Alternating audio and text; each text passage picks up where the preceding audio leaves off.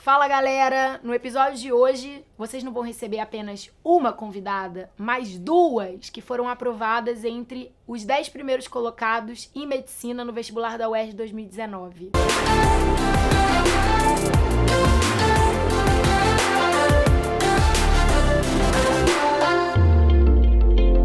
Com vocês, Gabi e Tabata. Oi, gente! Isso, façam as fofas, tá? Sejam educadas com os nossos convidados. Façam um juramento de responder somente a verdade, nada mais que a verdade. Muito bem. Então, vamos lá. Vou começar perguntando pra Gabi. Gabi, conta um pouquinho aí o resumo da sua trajetória no vestibular. Quantos anos de cursinho? Então, eu fiz 2 anos de cursinho, né? E no meu terceiro ano, eu sempre fui muito focada, assim, eu me cobrava muito. E eu sempre estudei muito, que desde pequena eu sabia que eu queria fazer medicina. Aí, no meu terceiro ano, eu estudei adoidado e não passei. Só que eu fiquei, bem, assim, fiquei triste, mas bem, porque eu sabia que era muito difícil. E aí, no meu primeiro ano, eu entrei numa paranoia de achar que o vestibular, que eu só tinha que focar pro vestibular e mais nada na minha vida. Eu tinha que parar tudo que eu tava fazendo na minha vida que eu gostasse, sair, quase nunca saía, ver filme, série, pra só focar mesmo no vestibular. Isso foi muito ruim pra mim, porque eu esqueci do meu corpo, assim, e da minha mente, influenciou muito na minha saúde mental. E eu não passei nesse ano. Então eu falei, não, agora eu tenho que mudar, assim, radicalmente. Eu não posso mais viver assim e eu tenho que cuidar de mim além do vestibular, porque é minha vida, né? Então, aí ano passado, que foi o ano que eu passei, eu me forçava a ir na academia. Eu conversava muito com meu pai até sobre isso, que ele me falava, cara, você tem que fazer alguma coisa que você gosta, senão, assim, não vai dar pra você suportar esse ano. Aí, então, eu entrei na academia e saía todo final de semana, sexta-feira à noite. E aí deu certo, assim. Eu acho que o que mudou mesmo no ano passado foi que eu aprendi a me conhecer melhor e entender minhas limitações, sabe? E saber que eu não podia ser perfeita em tudo e que isso não era o essencial para passar, não tem que ser perfeito. E acho que autoconhecimento, assim, é muito importante. Você saber lidar com as dificuldades. Por exemplo, em redação, eu sempre fui muito mal em redação. Redação era um problema na minha vida. E eu não conseguia fazer redação de jeito nenhum em 1h30. Eu sempre demorava 2 horas. E isso acabava comigo. Eu falava, não vou passar nunca porque eu demoro 2 horas na redação. Não pode demorar, ninguém demora 2 horas na redação. Mas aí eu falei, até que quando eu percebi que eu não ia mais melhorar esse tempo, eu me adaptei totalmente ao estilo de prova do Enem e da UERJ. Eu acelerei nas outras questões para conseguir gastar mais tempo para redação. Então, acho que isso foi muito importante para mim, que eu não estava mais olhando no que o outro estava fazendo. Eu estava focando muito mais em mim, nas minhas necessidades. E foi isso. Sim. E sucesso. E você, Tabata, conta, faz um resuminho aí do seu percurso no vestibular. Então, eu fiz 3 anos de cursinho, né? Eu não considero meu terceiro ano como um ano de fato de tentar medicina, porque eu decidi no terceiro ano que eu queria medicina. E eu não sabia muito bem como era o vestibular de medicina, eu não sabia que era essa loucura que é essa... Assim, que é isso que todo mundo sabe o que é. Que é um corte de 91,5. Exatamente. E aí, comecei meu primeiro ano de cursinho, estudando muito. Eu também sempre fui muito focada, sempre fui aluna de média pra cima, assim, então isso com certeza me ajudou muito. E eu fiz, assim, estudando muito, quase como a Gabi, assim, deixando de sair, deixando de ir à festa de família, deixando de ver avó, deixando de ver todo mundo focada no vestibular. E isso fez 0 bem pra mim, assim, minha saúde emocional foi embora. Eu me sentia muito mal, porque eu era muito ligada à minha família e eu não conseguia ver minha família, eu não conseguia festa de família. E eu me sentia muito culpada por isso, porque, poxa, tô vendo meus filhos crescerem e não tô tendo contato com eles.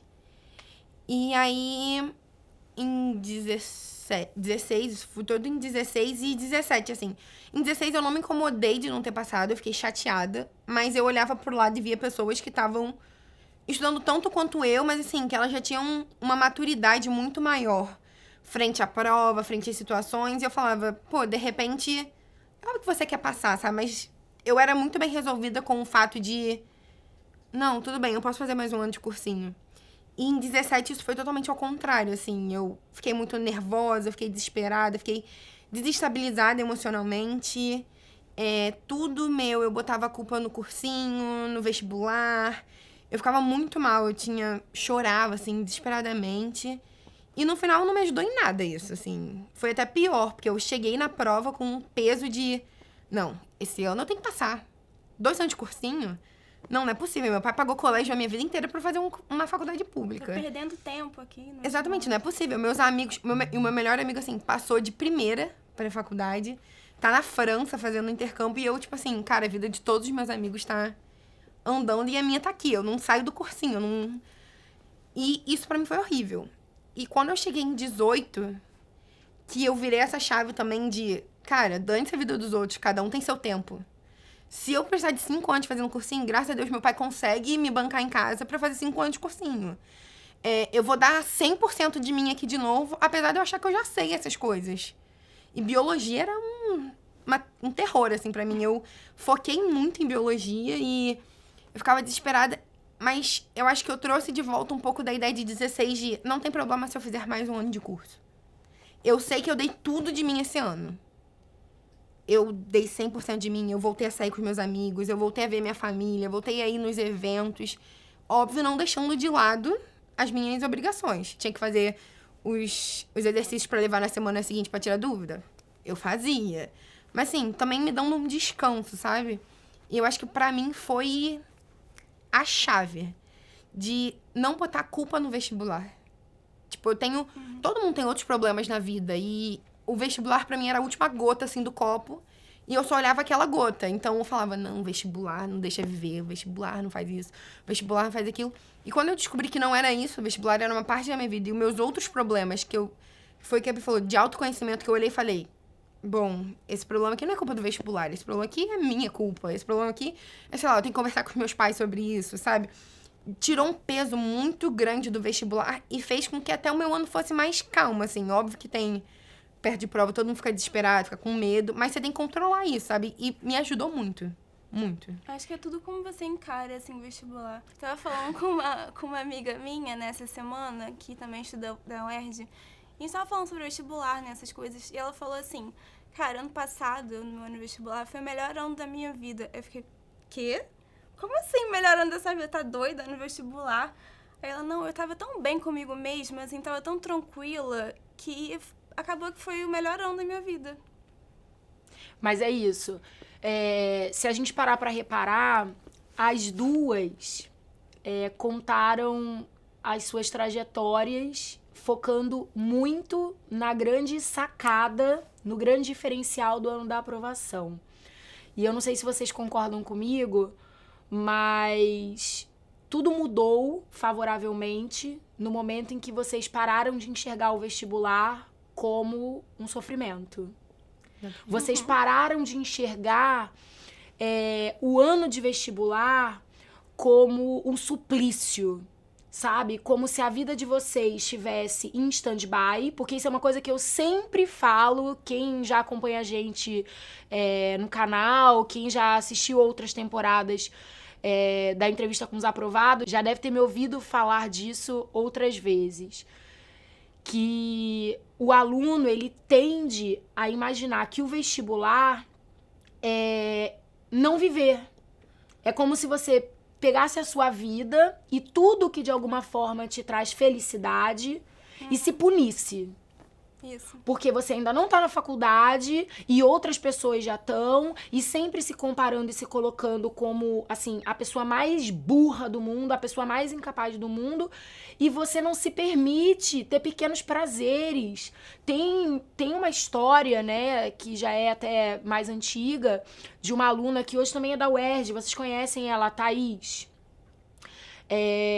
A Thaís, ela conta, até no vídeo que tá aí no YouTube também, que ela, num determinado ano de vestibular, ela cortou o cabelo.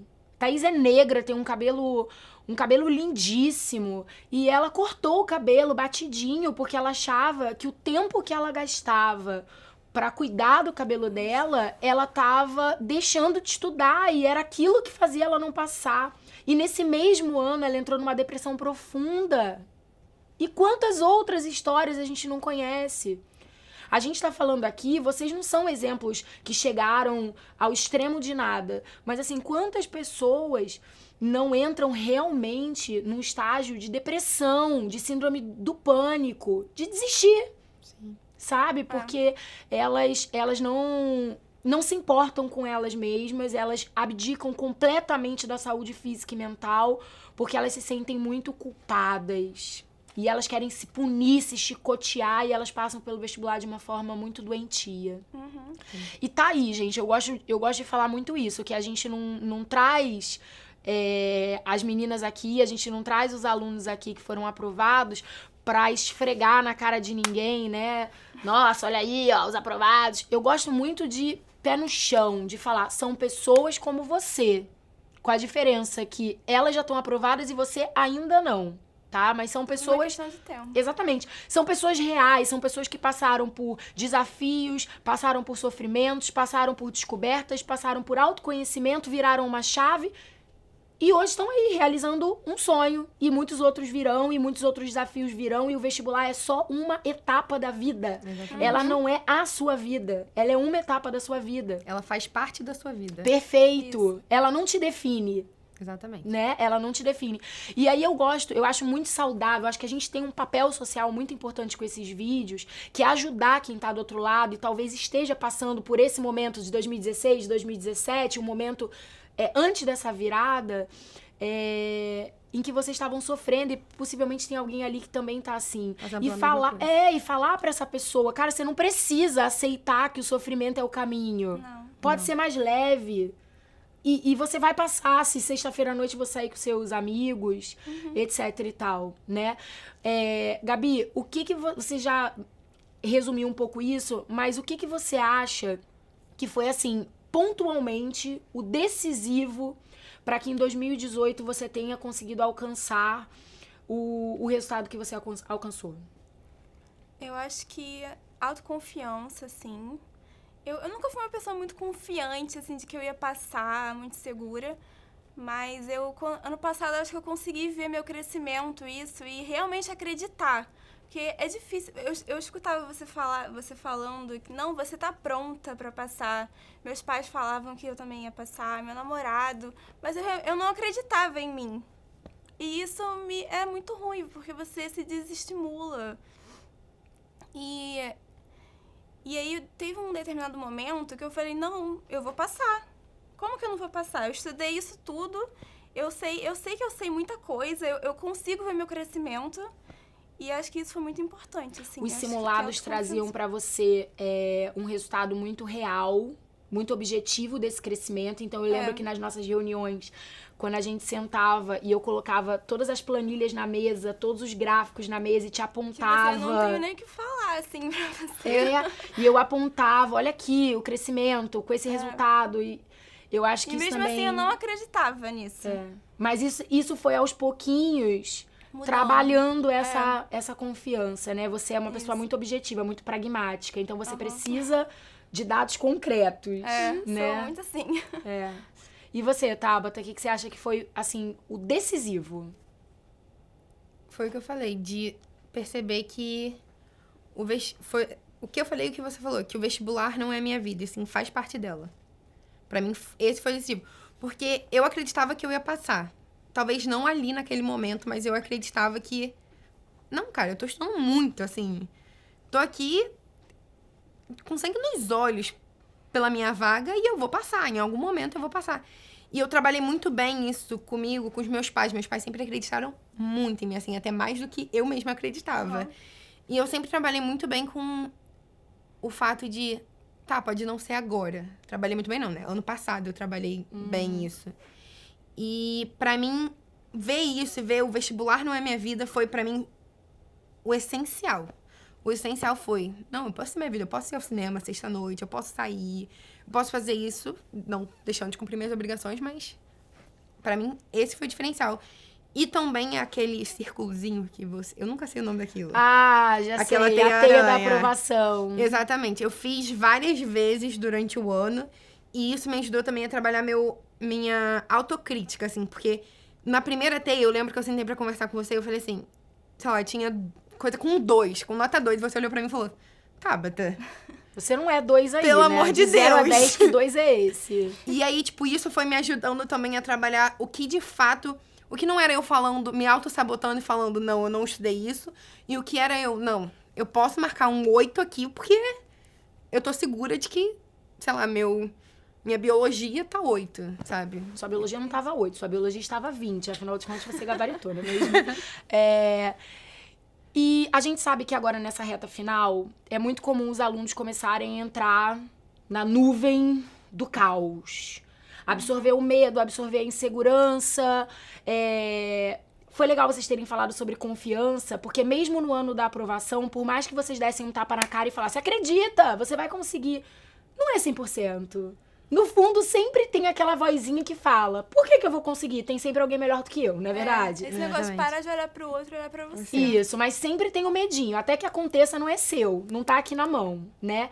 Então, eu queria que vocês falassem um pouco pras pessoas sobre alguma dica, de repente, compartilhar mesmo alguma coisa prática do que funcionou pra vocês nessa reta final, para que vocês não absorvessem essa energia do medo, essa vibração do medo e se fortalecessem dentro da perspectiva do eu tô com medo, mas vai dar certo. Então, posso começar? Pode. Eu acho que muito isso que a Gabi falou de cada um tem seu tempo me ajudou muito, porque mesmo nos simulados que a gente fazia em tudo, eu não olhava pra nota dos outros. Eu queria sempre olhar pra mim e falar assim, por que eu errei isso? Por que Carol não me deu ponto nisso? Eu ia sempre falar, Carol, mas eu não tô entendendo aqui. O que tá acontecendo? Eu acho que isso foi muito bom, tipo, trabalhar com os meus erros. Muito mais do que com os meus acertos, com meus erros. Porque eu tinha essa vozinha sempre falava assim, será que você não acertou aquilo de cagada, assim? Será que você não foi um chute? E eu aprendi a separar muito bem. Foi chute? Então eu não considero como acerto, eu considero como erro. E vou lá e entendo, por que eu errei aquilo? E estudar aquela matéria.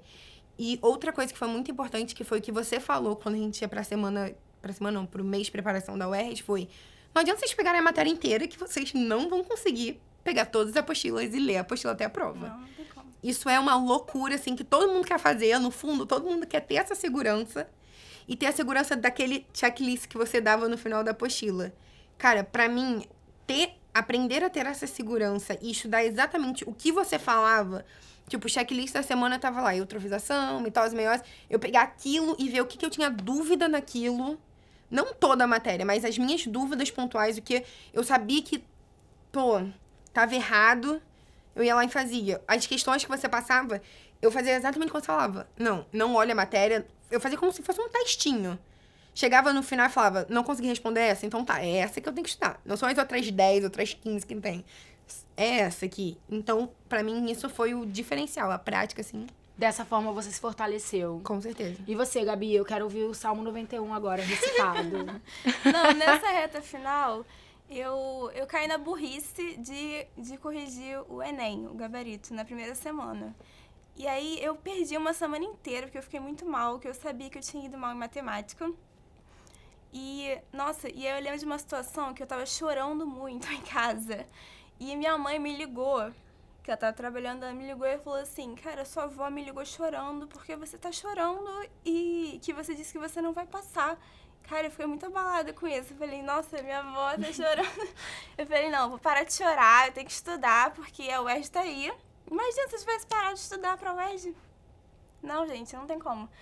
Aí eu lembrei do que a Carol falou, que a Carol sempre falava pra mim do Salmo 91. Vai parecer até agora um momento bíblico, né? Mas tem um motivo, explica o motivo, vai. Do Salmo 91, pra você permanecer calmo, né? Não olhar pra quem tá ao seu redor. Não absorver o caos, tem um pouco a ver com isso, né? Não absorver a energia negativa, né? E focar em você, no seu objetivo. E aí eu fiz disso um mantra, assim, na minha vida. Vamos até tatuar, Salmo 91, Gabriela. E na reta final, né, nessas 2 semanas aí, porque uma semana eu perdi, eu comecei a rever as matérias que eu tinha mais dificuldade, fazendo os exercícios. E nessa semana final eu voltei a fazer os exercícios que a Carol pedia, que a Fernanda pedia, mas nada muito exagerado, assim, me cobrando muito que eu tinha que terminar aquela apostila gigante, não. E foi isso, assim. Eu tenho outra coisa que me ajudou muito aqui, pensando depois, que foi fazer outras provas. Tipo, as provas de São Paulo, a prova do Einstein, que a maioria... Eu não fiz as que estavam no bolo entre Enem e o UERJ, que a gente até sentou pra conversar sobre isso. E eu decidi que eu não iria fazer, que eu já tinha feito no ano anterior e não tinha dado certo, então... Mas as provas que eram pós-UERJ, por mais que me deixassem mais cansadas, porque, pô, pós-UERJ, férias, quero... Mas elas me ajudaram muito, porque elas me ajudaram a tirar um peso da UERJ. Porque eu falava... Trabalhar a ansiedade. Exatamente, estou estudando pra UERJ, eu quero... Tipo, não queria sair do Rio, assim, de fato, mas... Pô, se eu passar pra São Paulo e não passar pra UERJ, tá ótimo. Então, assim, eu botar a minha meta, o meu objetivo talvez um pouco maior do que só o UERJ, me ajudou a tirar o peso de... A UERJ é a última prova, eu tenho que ir bem nessa, não sei se eu fui bem no Enem, porque eu não corrigi. Então, assim... É não pirar, né? Exatamente. Me ajudou muito a distribuir melhor o meu... Ainda mais porque tem a Einstein, que eu era apaixonada, e era depois da UERJ. Então, assim, me ajudou também esse fato. Tá, agora, pra encerrar o vídeo, eu queria que vocês dessem cada uma um motivo bem curto, bem simples, do porquê que a galera tem que ir pra UERJ fazer medicina. Pode começar. Vai, Gabi? Cara, o UERJ é, assim, perfeito, é um sonho. Todo mundo é muito receptivo. Eu amo a UERJ de paixão, assim, eu tô muito realizada lá. E Vamos você, pra UERJ, Tabata? gente, queiram a UERJ. Ó, vou dar alguns motivos. Nosso hospital está maravilhoso. As pessoas que estão na UERJ são maravilhosas, assim, elas são muito receptivas. Você se sente numa família lá. E... Cara, a UERJ é maravilhosa. Temos eu e Gabi, que somos 2 pessoas maravilhosas também. Ou seja, é tudo uma maravilha. Mas lá é muito bom. Apesar de todas as dificuldades que todo mundo sabe que as faculdades públicas têm, lá é muito bom. Você pode entrar no hospital, sabe? Você tem contato muito rápido. As pessoas são muito unidas. E você tem um contato muito rápido. Você pode entrar no hospital e falar assim, com o seu veterinário, e falar, pô, você me leva pra conhecer tal enfermaria? Ele vai te levar, vai te explicar o que ele sabe também, porque ele não é médico, né? Mas é muito legal, assim. A UERJ é maravilhosa, gente. Venham. Melhor do Rio. Vale a pena encarar a reta final pós-Enem. Vale super a pena. Todos Dói, os mas não minutos. mata. É só... Matou? Não, estamos aqui Aprovou. vivíssimas. Galera, espero muito que vocês tenham gostado do vídeo, que a história da Gabi e da Tabata sirva de inspiração, de força, de coragem pra vocês. E que se alguma coisinha aí dentro dessa cabeça deu uma ajustada, se serviu pra amenizar qualquer tipo de dor, de sofrimento que você possa estar passando, e que o vestibular não seja um peso na sua vida, mas seja um momento de crescimento, de amadurecimento, de aprendizado e um acesso à realização de um sonho, né? Meninas, obrigada mesmo. Muito, muito obrigada. Vocês estão lindas, maravilhosas e eu tenho muito orgulho de vocês, viu? De coração. Obrigada. Beijo, galera. Vocês têm que mandar beijo, galera. Vamos de Beijo. novo. Beijo, galera. Vai, 1, 2, 3 e já, vai. Beijo, galera. É galera, né, gente? De novo, vai, de novo, vamos. 1, 2, 3 e... Beijo, galera.